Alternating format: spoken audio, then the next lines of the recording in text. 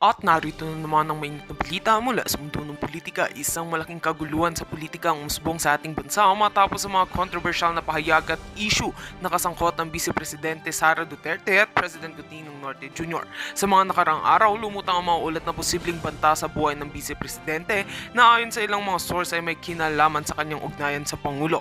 Ang tanong, may katotohanan nga ba ang banta at ano ang epekto nito sa kasalukuyang gobyerno? Ayon sa mga insiders sa loob ng Malacanang, ang tensyon sa pagitan ni Vice President Sara Duterte at President Marcos ay nagsimula nang magkaproblema ang kanilang coalition sa mga isyu ng pamamahagi ng mga pondo at proyekto. Ipinahayag ng mga hindi pinangalanang sources na mayroong hindi pagkakaunawaan sa mga hakbangin ukol sa mga pampulitikang estratehiya na nagdulot ng pagkakabahala sa paligid ng mga opisyal ng gobyerno. Sinabi pa nila na nagkaroon ng mga lihim na pag-uusap sa pagitan ng ilang mga miyembro ng administrasyon tungkol sa kaligtasan ni VP Sara. Sa gitna ng mga isyong ito, kumalat ang mga ulat na may mga grupo na umunoy nagbabalak ng masamang mangyari kay Vice President Sara Duterte. Inaalam pa ng mga otoridad kung totoo ang mga banta sa kanyang buhay. Sa ngayon, ipinag-utos na ang mas mahigpit na seguridad para kay VP Sara pati na rin sa pagpapalakas ng mga intelligence operations upang matukoy ang mga individual o grupo na maaaring nasa likod ng mga banta. Patuloy ding tinututukoy ng mga eksperto kung may kaugnayan ba ito sa mga hindi pagkakaunawaan nila ni PBBM. Ang ganitong uri ng tensyon sa pagitan ng mga pangunahing leader ng bansa ay hindi lamang nagdudulot ng pangamba sa mga mamamayan, kundi pati na rin sa buong administrasyon. Kung magkakaroon ng seryosong insidente, tiyak na magiging banta ito sa political stability ng bansa. Kaya naman, ang pamahalaan ay kailangan magsagawa ng agarang hakbang upang mapanatili ang kaayusan, ayon sa political analyst. Patuloy ang pagsisiyasat ng mga otoridad ukol sa mga banta laban kay Vice Presidente Sara Duterte, habang isinasagawa ang mga hakbangin upang mapanatili ang seguridad ng mga opisyal ng gobyerno. Patuloy ang mga katanungan ng mga relasyon ng loob ng administrasyon. Ano nga ba ang magiging kinabukasan ng kasalukuyang gobyerno kung patuloy ang mga tensyon at talingaw na ito? Abangan ang mga susunod development sa mga darating na araw. At yan nga ang mga balitang ating pagkakatutukan, at kung bago ka pa lamang sa aking channel ay huwag kakalimutang mag-like, share and subscribe para updated ka sa aming mga bagong balita dito sa Tatak Pinas.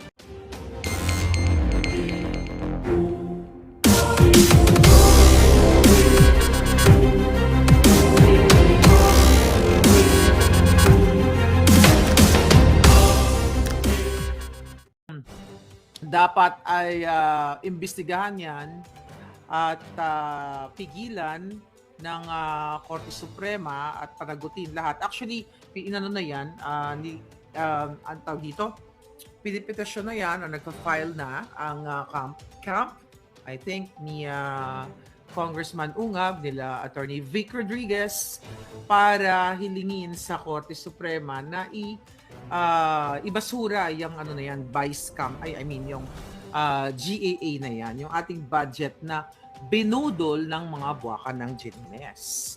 Alright! Siguro ang iba nagme-message sa akin. Hindi siguro nag-message sa akin, nag-aalala kayo. I'm okay. Naging productive naman yung 2 days ko. Alam niyo naman ako. Teka muna, ang mga eksenang kaganapan. Bago natin ituloy-tuloy ang mga eksenang kaganapan, mga hitad, aba, talaga namang nagsalita na itong si Alice Guo kung saan, 'di ba? Kung saan ay binoljak niya actually. Nagbigay siya ng statement laban dito kay Ontiveros. Dahil sinasabi ni Ontiveros, wala daw siyang nakita na blank entries doon sa vice cam nila. So syempre kanya-kanyang depensa, kanya-kanyang palusot.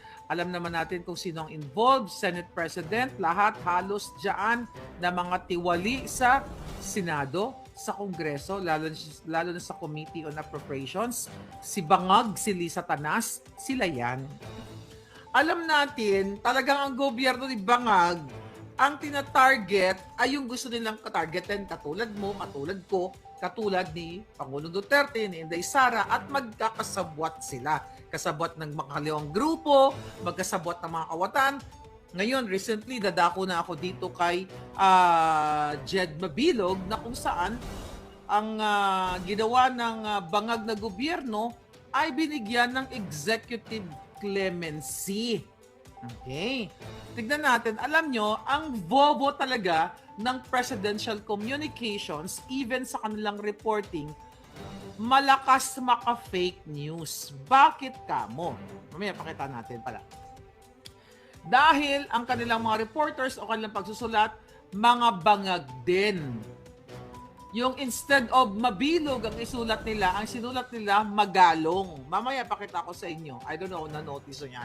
Ngayon mga kababayan, mukhang gustong sundan ni Marcos Jr. ang yapak ni Biden na nagbigay ng pardon sa mga kamag-anak niya, sa anak niya, sa kanyang kapatid, sa kanyang mga in-laws ng preemptive pardon. Alam niyo yun, di ba? So nung pag-alis bago umalis pala, ni President Biden, ni Lolo Biden yun, hindi na pala sa President, di ba? Ni Lolo Giuliani, ay nako, in America, my God.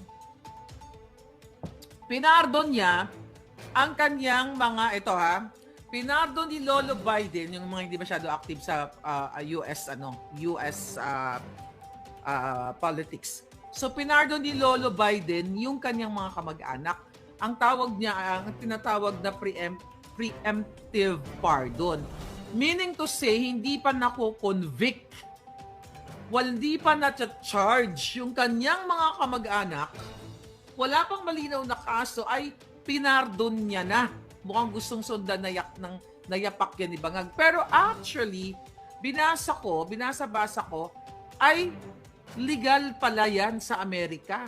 Yung preemptive pardon. Kumbaga, hindi pa man nakakagawa ng kasalanan, only in America, no? Kasi I think sa Pilipinas, hindi pwede palang mag-pardon o magbigay ng clemency, lalo na kung ikaw ay hindi ka pa na-charge o hindi ka pa nako-convict.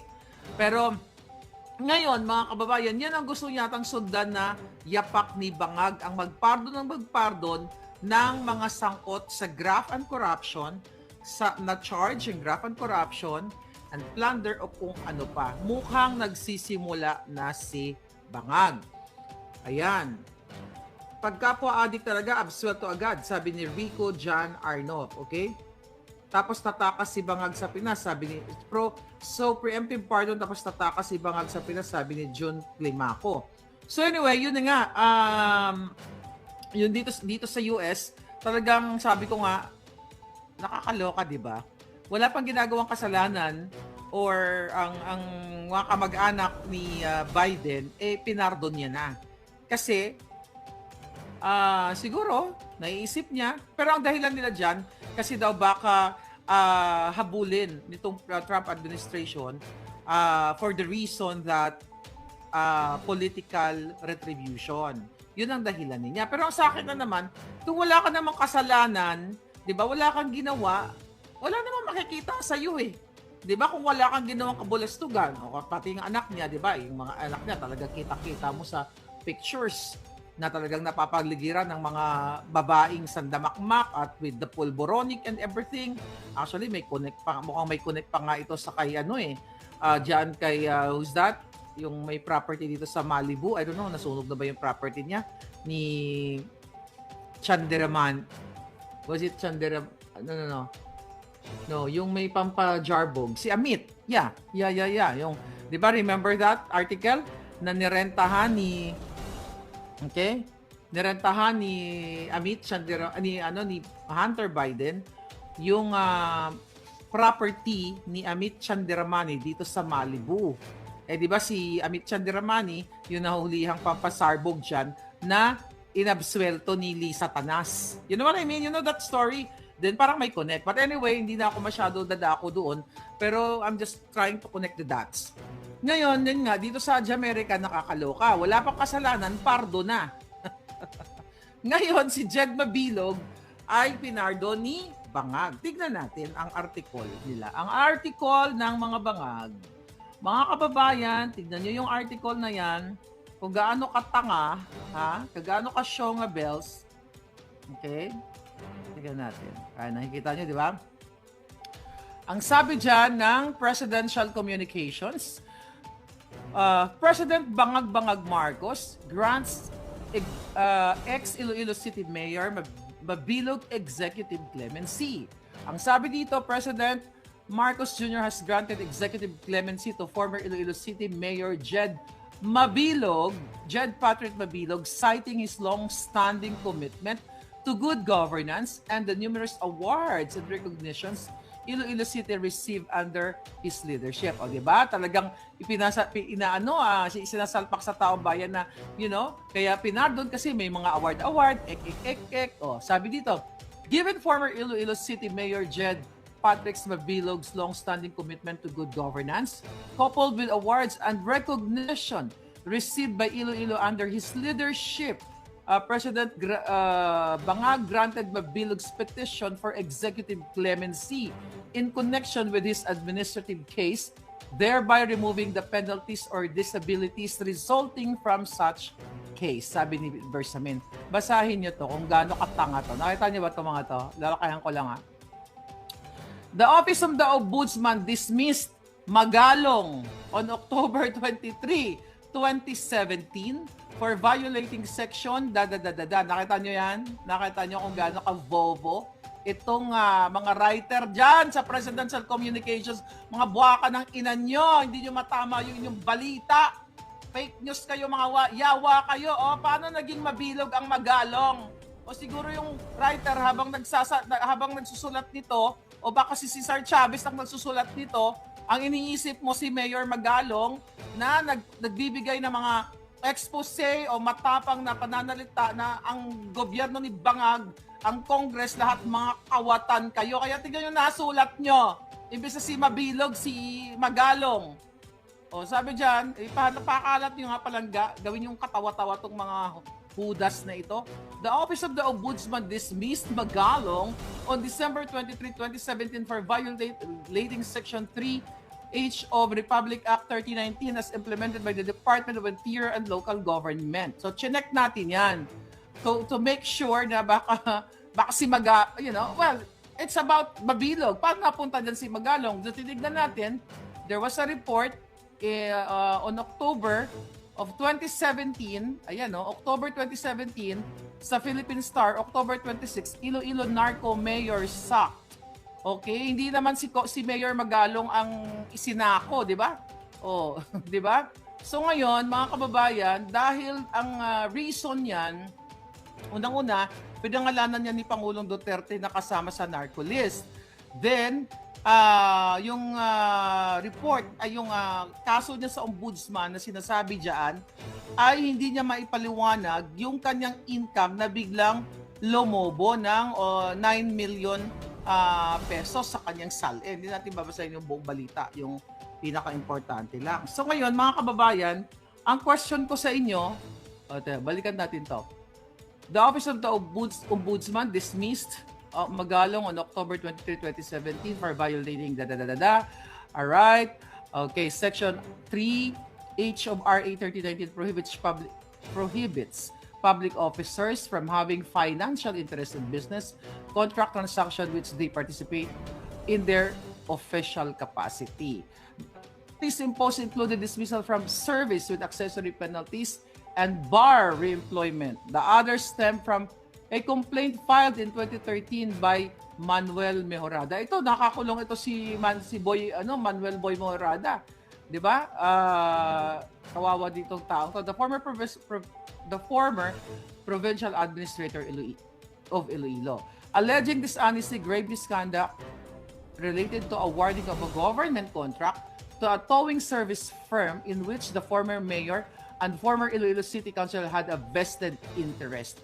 With the executive clemency granted, Magalong is now allowed to run for public office or according to Executive Secretary Bersamin. Nakita niyo yan, mga palangga? So dapat, binasa-basa natin, may mga abogado sigurong magagaling dito, mga hitad, yung executive clemency or yung pardon, hindi yan dapat pinapataw sa mga taong nagnakaw sa kaban ng bayan. Pero only sa Bangag, di ba? Only sa Bangag administration ay pinapalabas ang mga kawatan. At iniisip natin at ang tinatansya-tansya natin dyan, mga kababayan, posibleng marami pang patatakasin si Bangag o palalayain o ipapardon kasi nga idol niya si Lolo Biden na yung mga kamag-anak ni Biden hindi pa nakagawa ng kasalanan o wala pa, hindi pa na-charge or hindi pa convicted, ay pinardon na. Di ba? At although sa atin hindi applicable yan sa batas ng Pilipinas according sa ating constitution na binasa natin kanina, sa Pilipinas talaga namang kahit nasangkot sa pagnanakaw, mga kababayan, right? Kahit sangkot sa pagnanakaw sa kaban ng bayan, ayun, pinatawan ni Bangag o pinatawan o binigyan ng executive clemency. Alright? Kasi ang sinasabi dito, mga kababayan, hindi dapat pinapardon yung mga nagkasala nagnakaw sa pera ng Pilipinas. Like kung graft and corruption or plunder ang aso mo o you are a plunderer, kawatan ng kaban ng bayan ay hindi ka dapat mabigyan ng executive clemency kasi considered as talagang serious crime yung pagnanakaw sa kaban ng bayan. So kung ganyan ang presidenteng Bangag na ang mga nagnakaw sa kaban ng bayan ay bibigyan niya ng executive clemency, ay maglalakas loob itong mga hinayupak na to na mga magnakaw ng pera ng bayan kasi kung sino ang susunod na presidente ay pupusta sila doon or tataya sila or sisip-sip sila mga kababayan para what? Para mapalaya sila in the future. So magnanakaw muna sila ngayon kasi ang gagawin nila sa susunod, tataya sila ng tataya sa mga kakandidato ng presidente tapos mapapalaya lang sila sa kanilang mga kasalanan. Kasi ayon sa batas, ang mga serious crime katulad ng bribery, treason, espionage, at plunder, mga kababayan, kung tama itong binabasa natin, ay excluded and graft and corruption sa pagbibigay ng executive clemency. Pero si Bangag ay pinatawad, pinardon niya etong taong sangkot sa pagnakaw, hindi sangkot, charge, di ba? Sa pagnakaw sa kaban ng bayan. Hindi rin kasama dito sa batas ang pagbibigay ng executive clemency ang sangkot sa drug trafficking, manufacturing, or anything na, anyone na involved sa pagpupulburon. Diba? Kapag sangkot ka sa pulburon manufacturing, trafficking, distribution, hindi ka dapat kabilang o mabigyan o hindi ka dapat mag-grant ng executive clemency. Malinaw yan. Basahin nyo lang ang batas ng Pilipinas at mag-a-agree ang mga palangga kong mga abogado dito. Pero, sabi ni pardon only if the plunderers return first the money with interest, which is impossible. Sabi ni, your game is a scam and shame. Yes, that's true. Wala pong pinagkaiba dito kay Erich Sylvester. Okay? Convicted yan sa criminal criminal yan si Erwin Tulfo, 'di ba? O si Erich Sylvester Gonzales, convicted yung hayop na yan pero nakatakbo. At 'di ba? Idadagdag ko lang yung balikan natin. Okay. 'Di ba? Yung sinabi ko sa inyo na si Erwin Tulfo na ngayon naglalaki yan ng kanyang billboard, multi-million, hindi ko alam kung saan na naman galing ang mga nilang billboard, punuin nila halos ang Pilipinas. Diyan pa lang kay Erich Sylvester na yan, dapat nga yan ma-disqualified yan dahil mismo ang Kongreso ay may hawak na papeles. Tignan natin kung masishare natin to. Okay? May hawak na dokumento na nagpapatunay na itong okay. Yan sa email natin. Alright? Nakita nyo ba yan? Okay. Hindi, okay lang. Okay, here we go. Ayan yung in-email sa atin. Okay, income and net worth findings ni Erich Sylvester. Okay? Ngayon, mga kababayan, Kaya ko pinapakita yan sa inyo, wala yung pinagkaiba kay Mabilog. Nung siya ay na-charge dun sa binanggit ng bugok na presidential communications kanina, wala yung pinagkaiba sa income and net worth findings ni Erich Sylvester. Nakita ninyo? Subject officials, ang ibig sabihin ng subject officials, si Erich Sylvester yan. Net worth rose from 160,423,685 pesos in December 2018 to 224,591,642 in December 2021, or a net increase of 64 million per his submitted affidavit on assets, liabilities for the year 2018 to 2021.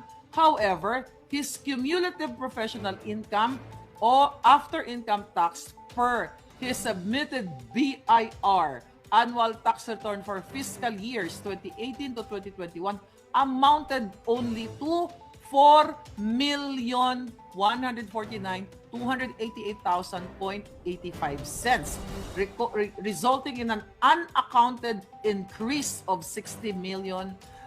Yan, yung figure na yan. It is noted that his annual tax return for the year 2018 was filed on May 2019 or a month beyond 2019 deadline. Ayan o. Ayan. Appointments review, nakita nyo ba yan? Republic of the Philippines. Ayan, kay ano yan? Kay hanggang dyan na lang muna tayo. So anyway, pinapakita ko lang sa inyo in comparison, okay? Comparison dito kay Mabilog na na-charge siya sa 9 million lang ngayon sa kanya maliit lang, 9 million, kumpara dito na hindi maipaliwanag ni Erich Sylvester, okay? Yung kanyang yaman, yung kanyang pera, na saan nanggaling, saan ka nakakakita, may 200 million kang asset, ang i-declare mo lang sa BIR is 4 million. Paulit-ulit kong sinasabi ko sa inyo para hindi kayo magiging syunga. Yung mga nagpapaniwala sa mga tulfo, tangina, maawa kayo sa inyong mga sarili. Ano mga kababayan, nakita ninyo? Ang gaano ka bugo ang gobyernong ito? Yan, marami pa siyang mga ipapardon dyan. Okay? Marami pa siyang ipapardon, mga kababayan, dahil gusto niya ngang sundan ang kabulukan, okay, ng ginawa ng mga mga ano dito, katulad ni Lolo Biden ninyo. But anyway, mga kababayan, patindi ng patindi ang pangyayari dito sa Amerika. Patindi ng patindi at pag-rate ng pag-rate dahil, share ko lang sa inyo, maliban sa declaration, not declaration, executive order ni President Trump na kung saan, 'di ba, sinuspend niya yung pagpasok ng mga not only Afghan, sa mga refugees. Okay? Ng mga refugees, like around 40,000 people, 'di ba? For 90 days sinuspend niya 'yan. Titignan muna, pag-aralan, and also sinuspend niya rin ang US aid. Not only sa Ukraine, but apektado ang Pilipinas. Alam mo, tama lang. Dahil yung US aid naman namin, hindi nakakapunta sa inyo. Nanakawin lang ng gobyerno di Bangag. And now, yung mga Afghans dyan na mga natira, I believe, may binalita na nakaalis na raw yung mga ibang refugees sa Pilipinas. So, asa na ngayon? Ano na ngayon ang gagawin ni Bangag na pagpasok ni President Trump ay hinold niya yung mga visa o yung pagpasok ng mga refugees sa Amerika. 90 days. Okay? Kung 90 days yan, mga kababayan, ang sabi ng bangag ninyo na presidente, 59 days lang daw itong mga itong mga refugees sa Pilipinas. Wala namang problema. Kung ang Pilipinas, kung ang bansa natin ay mayaman at nakakakain kayong lahat. The problem right now, hinold ang US aid. And now, matitenga ang mga Afghans dyan. Hindi natin alam kung sila ba ay karapat-dapat makapasok dito sa Amerika. Kasi hinold na nga through executive order. So ano ngayon ang palusot na naman ng bangag na administrasyon? Mananatili ba ang mga Afghans dyan? Dahil during Biden administration, ang sabi dyan ay ang magpapakain lahat sa mga Afghans na yan